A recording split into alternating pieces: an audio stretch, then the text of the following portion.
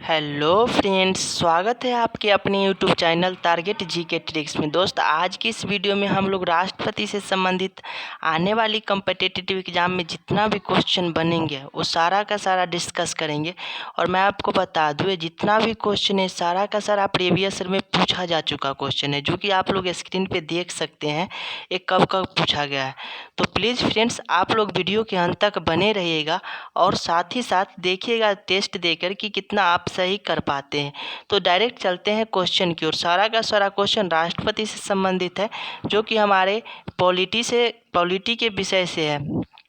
पहला क्वेश्चन हमारा है, राष्ट्रपति द्वारा संसद के दोनों सदनों के लिए कुल कितने सदस्य को नामित किया जाता है? तो राष्ट्रपति के द्वारा दोनों सदनों के लिए कुल 14 सदस्यों को नामित किया जाता है। यहाँ पे देखिए, 12 सदस्य को राज्यसभा के लिए नामित किया जाता है और 2 सदस्यों को लोकसभा के लिए नामित किया जाता है। तो 12 और 2 14 सदस्यों को राष्ट्रपति के द्वारा नामित किया जाता है, मतलब चुना जाता है। 2 नंबर क्वेश्चन देखिए दोस्त, 2 नंबर क्वेश्चन हमारा है, भारत का राष्ट्रपति किसका एक अभिन्न अंग है? तो भारत का राष्ट्रपति संसद का एक अभिन्न अंग है। ऑप्शन नंबर ए इसका करेक्ट आंसर हो जाएगा। ऑप्शन नंबर ए, संसद का एक अभिन्न अंग है भारत के राष्ट्रपति। दोस्त, 3 नंबर क्वेश्चन हमारा है, राज्यसभा के लिए राष्ट्रपति द्वारा कितने सदस्य को नामित किया जाता है? अभी बताया, राज्यसभा के लिए कितने सदस्य को नामित किया जाता है? 12 सदस्य को नामित किया जाता है। ऑप्शन नंबर बी इसका करेक्ट आंसर हो जाएगा। 12 सदस्य को नामित किया जाता है राज्यसभा के लिए। 4 नंबर क्वेश्चन देखिए दोस्त, 4 नंबर क्वेश्चन हमारा है, वित्त आयोग की नियुक्ति कौन करता है? तो वित्त आयोग की नियुक्ति कौन करता है? राष्ट्रपति के द्वारा किया जाता है। ऑप्शन नंबर डी इसका करेक्ट आंसर हो जाएगा। 5 नंबर क्वेश्चन देखिए, संघ लोक सेवा आयोग मतलब यूपीएससी के अध्यक्ष की नियुक्ति किसके द्वारा की जाती है? तो ये भी राष्ट्रपति के द्वारा किया जाता है। ऑप्शन नंबर 20 करेक्ट आंसर हो जाएगा। 6 नंबर क्वेश्चन देखिए, निम्न में से वो राष्ट्रपति कौन थे जो 2 बार राष्ट्रपति पद पर रहे? तो भारत के प्रथम राष्ट्रपति जो थे डॉक्टर राजेंद्र प्रसाद, और एक और है, वो रहे हैं राष्ट्रपति के पद पर 2 बार। एक और कौन है? अहमद अलजारी सा करके कुछ नाम है, वो भी 2 बार राष्ट्रपति के पद पे रह चुके हैं। ऑप्शन नंबर डी इसका करेक्ट आंसर हो जाएगा। 7 नंबर क्वेश्चन देखिए, देश की सशस्त्र सेनाओं का सर्वोच्च कमांडर इन चीफ कौन होता है? तो ये भी राष्ट्रपति होते हैं। Option number D correct answer हो जाएगा, राष्ट्रपति होते हैं। 8 नंबर क्वेश्चन देखिए, एकल संक्रमणीय वोट पद्धति द्वारा हर मतदाता को व्यक्त कर सकता है? तो एकल संक्रमणीय वोट पद्धति द्वारा ये जो व्यक्त किया जाता है वो के ऑप्शन नंबर ए देखिए, केवल 2 विकल्प, केवल 1 विकल्प, जो कि सब गलत है। उसमें ऑप्शन नंबर डी करेक्ट होगा। उसमें केवल और केवल विकल्प जितने प्रत्याशी रहते हैं उतने विकल्प दिए रहते हैं। देखिए, सारा का सारा क्वेश्चन प्रीवियस ईयर में पूछा जा चुका है। तो प्लीज़ आप लोग पूरा वीडियो को देखिए और अपनी तैयारी को जांचिए कि आप कहाँ पे हैं। 9 नंबर क्वेश्चन हमारा है। 9 नंबर क्वेश्चन देखिए, निम्नलिखित में से वो कौन था जिसे भारत के राष्ट्रपति के रूप में निर्विरोध चुना गया था? तो नीलम संजीव रेड्डी जो थे, ऑप्शन नंबर सी, वो निर्विरोध चुने गए थे। पहला बार खड़ा हुए थे तो हार गए थे, जबकि दूसरा बार में वो निर्विरोध चुने गए। तो ऑप्शन नंबर सी इसका करेक्ट आंसर हो जाएगा। आगे क्वेश्चन देखिए, 10 नंबर क्वेश्चन है, राष्ट्रपति संविधान के किस अनुच्छेद के अंतर्गत राष्ट्रीय आपात की स्थिति घोषित कर सकता है? तो यहाँ पे देखिए, ये 3 प्रकार की आपात की स्थिति लागू कर सकता है राष्ट्रपति। एक अनुच्छेद 352 के अंतर्गत, एक अनुच्छेद 356 के अंतर्गत और एक अनुच्छेद 360 के अंतर्गत। तो देखिए, यहाँ पे 352 के अंतर्गत जो लागू होगा आपातकाल वो राष्ट्रीय स्तर पर होगा, 356 पे राज्य स्तर पर होगा और 360 पे फाइनेंशियल मतलब पैसा से संबंधित होगा। मतलब पहले राष्ट्र, उसके बाद राज्य, उसके बाद पैसा। इस तरह से याद रखिएगा, राष्ट्र, राज्य, पैसा।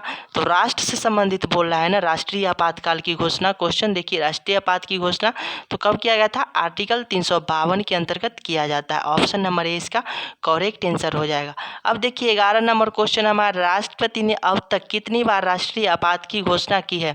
तो राष्ट्रपति जो है अब तक कितने बार राष्ट्रीय आपात की घोषणा की है? 3 बार की है। ऑप्शन नंबर सी देखिए, यहाँ पे 1962 ईस्वी में जो भारत और चीन के बीच युद्ध हुआ था उसमें राष्ट्रीय आपात की घोषणा की गई थी। 1971 में भारत और पाकिस्तान की युद्ध हुआ था जिसमें राष्ट्रीय आपात की घोषणा की गई थी। और 1975 में 1975 में भारत में अकाल पड़ गया था, सूखा के कारण और युद्ध के कारण स्थिति खराब हो गई थी, जिसके कारण आपातकाल लगाना पड़ा। तो राष्ट्रपति के द्वारा 3 बार आपात की स्थिति घोषित की गई थी, 1962 में, 1971 में, 1975 में। उम्मीद करता हूँ आप लोग जरूर समझ गए होंगे तो एक बार लाइक जरूर कर दीजिए। 12 नंबर क्वेश्चन देखिए, किस वर्ष भारत के राष्ट्रपति ने आंतरिक अव्यवस्था के कारण आपात की स्थिति लागू की थी? तो आंतरिक अव्यवस्था कब हुई थी? 1975 ईस्वी में हुई थी। मतलब क्या हो गया था? सूखा पड़ गया था, युद्ध के कारण स्थिति खराब हो गई थी देश को, जिसके कारण राष्ट्रपति को लगाना पड़ा क्या? आपातकाल, 1975 ईस्वी। ऑप्शन नंबर सी इसका करेक्ट आंसर हो जाएगा। दोस्त नेक्स्ट क्वेश्चन देखते हैं। नेक्स्ट क्वेश्चन हमारा है, नेक्स्ट क्वेश्चन देखिए 13 नंबर क्वेश्चन, संवैधानिक प्रणाली असफल होने पर किस अनुच्छेद के तहत राष्ट्रपति शासन लागू होता है? संवैधानिक प्रणाली असफल होने पर मतलब राज्य की बात कर रहा है, तो राज्य संबंधित बात मैंने क्या बताया था? अनुच्छेद 356 के अंतर्गत आते हैं। ऑप्शन नंबर बी इसका करेक्ट आंसर हो जाएगा। अब देखिए 14 नंबर क्वेश्चन क्या है, राष्ट्रपति अपना त्यागपत्र किसे नियुक्त करता है? तो अपना त्यागपत्र उपराष्ट्रपति को देता है। काफ़ी इंपॉर्टेंट क्वेश्चन, और देखिए मैं बार बार बोल रहा हूँ, जितना क्वेश्चन है सारा का सारा प्रीवियस में पूछा जा चुका है। आप लोग प्रूफ के रूप में स्क्रीन पे देख ही रहे होंगे कितना प्रूफ इसका है। भारत 15 नंबर क्वेश्चन है, भारत के राष्ट्रपति के चुनाव के लिए नागरिक को कितनी आयु पूरी कर लेनी चाहिए? तो भारत के राष्ट्रपति के चुनाव के लिए व्यक्ति को 35 वर्ष की आयु पूरी कर लेनी चाहिए। ऑप्शन नंबर सी इसका करेक्ट आंसर हो जाएगा। 16 नंबर क्वेश्चन देखिए, भारत के राष्ट्रपति को हटाने की प्रक्रिया महाभियोग किस देश के संविधान से ली गई है? तो महाभियोग की प्रक्रिया अमेरिका के संविधान से लिया गया है। आपको बता दूं, जितना भी अधिकार से संबंधित बात होगी ना, वो सारा का सारा अमेरिका से ही लिया गया है। जैसे मौलिक अधिकार, राष्ट्रपति को हटाने की महाभियोग की प्रक्रिया, ये सारी की सारी अधिकार से संबंधित बातें हैं जो कि अमेरिका के संविधान से लिया गया। ऑप्शन नंबर ए इसका करेक्ट आंसर हो जाएगा। 17 नंबर क्वेश्चन देखिए, राष्ट्रपति की सेवानिवृत्ति की आयु क्या होती है? मतलब राष्ट्रपति की रिटायर की आयु क्या होती है? तो इसकी कोई सीमा नहीं है। राष्ट्रपति कब रिटायर होगा इसका कोई सीमा नहीं। ऑप्शन नंबर डी इसका करेक्ट आंसर हो जाएगा। 18 नंबर क्वेश्चन देखिए, संसद के दोनों सदनों का संयुक्त सत्र कौन बुला सकता है? तो संसद के दोनों सत्रों का संयुक्त सत्र किसके द्वारा बुलाया जा सकता है? राष्ट्रपति के द्वारा बुलाया जा सकता है। ऑप्शन नंबर इसका एक करेक्ट हो जाएगा। राष्ट्रपति के द्वारा संसद के दोनों सत्रों के संयुक्त सत्र बुलाया जा सकता है। 19 नंबर क्वेश्चन देखिए, संविधान में कितने प्रकार की आपातकाल की प्रावधान है? तो अभी बताया है, संविधान में 3 प्रकार की आपातकाल की प्रावधान है। ऑप्शन नंबर सी इसका करेक्ट आंसर हो जाएगा। 20 नंबर क्वेश्चन देखिए, 20 नंबर क्वेश्चन हमारा है, भारत में कितनी बार राष्ट्रपति वित्तीय आपात की स्थिति घोषित कर चुके हैं? तो वित्तीय आपात अभी तक अपनी भारत देश में एक बार भी नहीं लगा।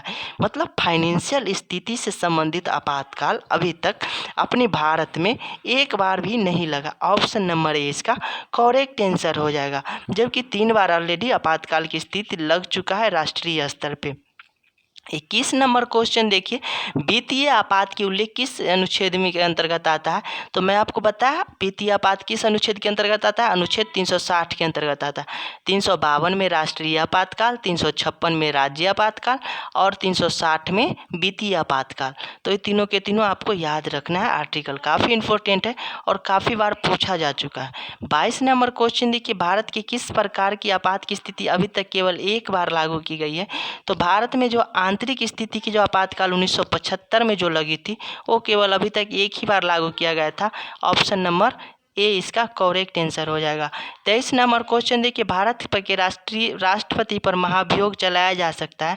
तो राष्ट्रपति पर महाभियोग किसके द्वारा चलाया जा सकता है? संसद के द्वारा चलाया जाता है। ऑप्शन नंबर डी इसका करेक्ट आंसर होगा। संसद के 3 अंग होते हैं, एक राष्ट्रपति, राज्यसभा, लोकसभा।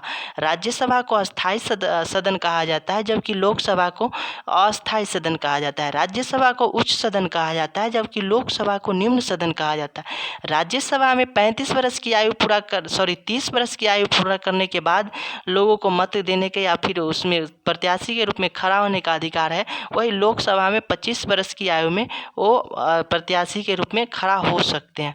तो ये बात सब आप लोग ध्यान में रखिएगा, काफ़ी इंपॉर्टेंट है और बार बार पूछता भी है। तो इस तरह से पढ़िएगा तो जल्दी कॉन्सेप्ट क्लियर होगा और आप लोगों को सफलता भी बहुत जल्द मिल जाएगी, और रटने से तो कुछ मिलता नहीं है। 24 नंबर क्वेश्चन देखिए, स्वतंत्र भारत के पहले राष्ट्रपति कौन, मतलब कहाँ से थे, इसका कहने का सेंस है स्वतंत्र भारत के जो पहले राष्ट्रपति थे वो कहाँ से थे। तो डॉक्टर राजेंद्र प्रसाद जो थे वो बिहार से थे, और बिहार से ही पहले राष्ट्रपति कौन बने, डॉक्टर राजेंद्र प्रसाद। दोस्त यहाँ 24 क्वेश्चन मैंने कराया, 24 क्वेश्चन में आप लोगों को राष्ट्रपति से संबंधित अधिकांश बातें क्लियर हो गई होगी।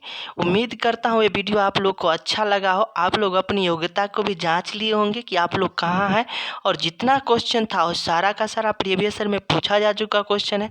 इसी तरह से वीडियो आप लोग यदि पाना चाहते हैं मुझसे, तो मुझसे जुड़ जाइए। रेड कलर में नीचे सब्सक्राइब कलर को लिखा होगा, उस पर क्लिक कीजिए, साथ ही साथ बेल आइकन पर क्लिक कीजिए, ताकि मैं जो भी वीडियो बनाऊँ उसका नोटिफिकेशन आप लोग को सबसे पहले मिलता रहे।